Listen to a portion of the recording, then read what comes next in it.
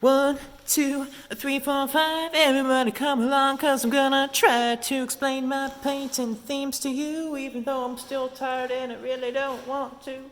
Originally, my only goal for these series of paintings was to emulate the interwoven color strands in this painting that I did over the summer, which is how I started this one and finished this one, and how I began pretty much all of these except for that one. But I'll get to that one in a second. See, I finished this one and started these three paintings before I even had a theme. So the theme was basically just do something like that, which isn't a theme. But I've noticed that each, and also my critique group noticed that each of these, except maybe that one's kind of ambiguous, each of these paintings have a sort of implied narrative to them. You know, just simply by the presence of the figures here and this thing, there's an implied narrative. So I decided to work with that, and for this series of paintings, I came up with the theme of folklore. When I say folklore, I basically mean I want to represent the ways that stories change over time and from person to person as they keep getting told and retold. And once they keep getting told and retold, different elements of the story, different narrative points, different scenes, different character motivations, things change over and over. So it's still kind of the same story, but there's different versions of the story. And I want to represent that in my paintings. So roughly speaking, there is a girl who meets up with this thing in this area, keeps traveling through that area, sees chicken scene, meets up with this being, comes out a bird. So I also kind of wanted to do folklore because it gets kind of like, a little bit dark, supernatural, nonsensical especially. I really like to work with like surreal narratives and things, so I figured, this would be a good place to start.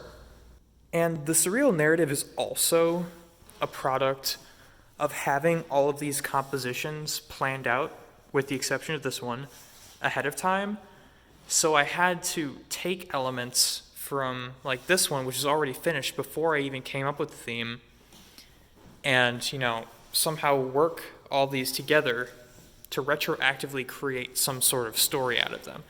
I didn't retroactively go back and add stuff to this one to make sense, because this is more like a opening scene in my, narrative, my made-up story. But I have made sure to, take the marks from that and sort of go with that there, and use this like lime green, and use this lime green, I said it again, and use this lime green color as a guiding light, kind of literally in this case. That's sort of, and that's what this is going to be. That's why I didn't fill this in with purple. But sort of as like a narrative guiding force through the paintings. This fifth painting, which I started last night, as you saw, is the only painting in the series that was started after the folklore theme was established.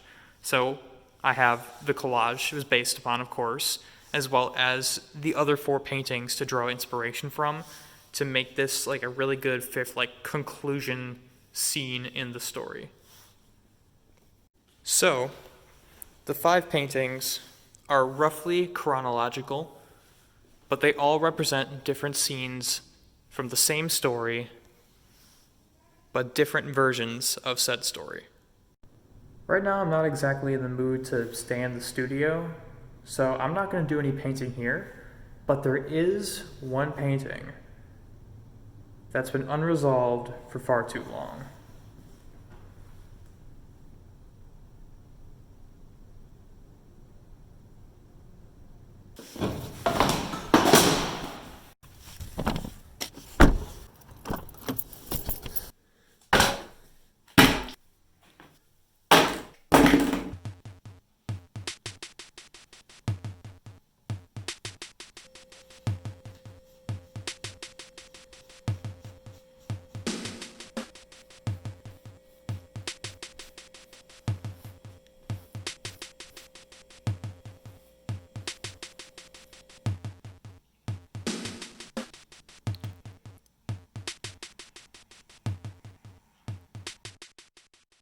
Long ago, the prophecy foretold that an artwork of the most grandiose and influential stature would be released upon us, and after thousands of years of waiting, the rat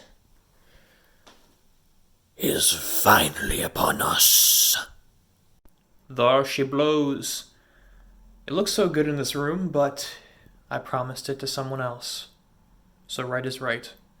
I'll have to think of a different painting to put there. Something equally as engaging and inspiring and, a work of genius. Which, I mean, okay.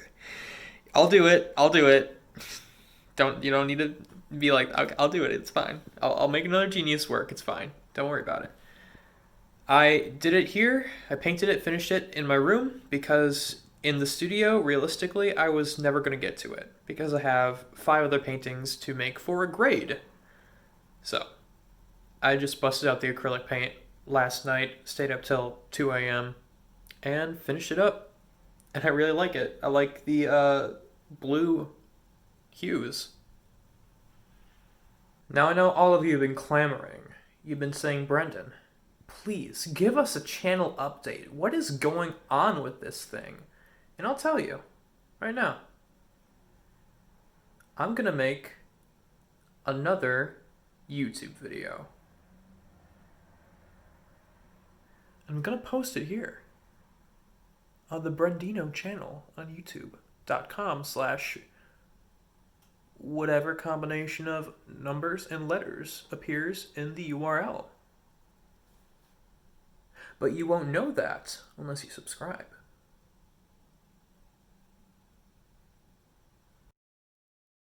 Hey, here we are. Back at it again at the studio.